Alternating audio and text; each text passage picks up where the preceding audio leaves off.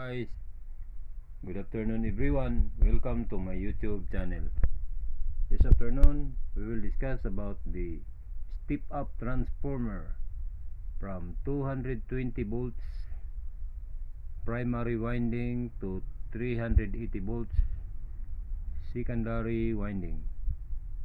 This is supply line 1, line 2, line 3, supply from utility lines. This is line 1. This is line 1 connected to 220 volts. This is the primary winding of the transformer number 1. This is X1. This is X2. Multiple tapping transformer, 480 volts, 440 volts, 380 volts, 220 volts, and 0 volts. Then this is a secondary winding from transformer number 1, terminal H1, 480 volts, 440 volts, 380 volts, 220 volts, 0 volts. This is H2.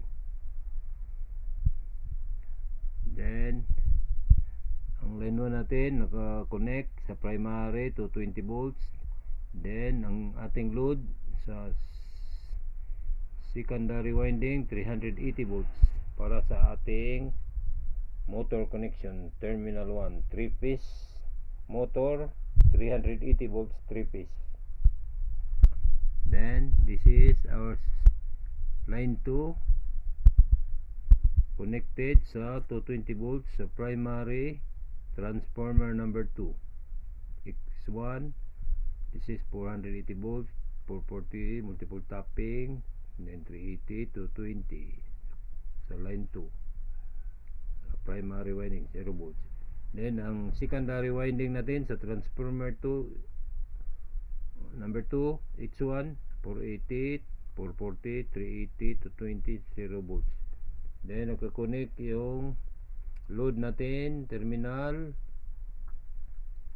load natin sa secondary winding sa terminal 380 volts para sa ating terminal 2 sa ating 3-piece motor. Then ang line 3 natin naka-connect sa primary winding transformer number 3 sa 220 volts.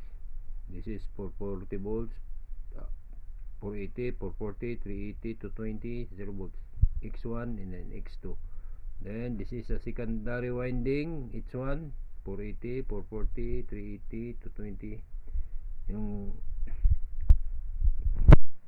Yung connection natin sa motor sa transformer number 3, 380 volts supply niya para sa ating terminal 3, 3-piece motor. Then note, this is input natin is 220 volts sa primary, then output natin 380 volts sa secondary.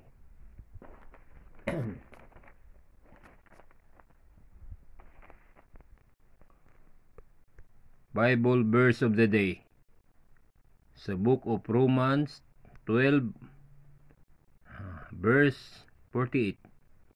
He that rejected me and received not my words hath one that judgeth him.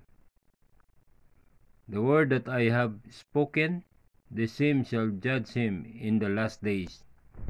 Thank you guys for watching. Please like, share, and subscribe to my YouTube channel. And please don't forget to hit the notification bell para updated ka sa next videos na akong i-upload. Thank you for watching guys, and God bless.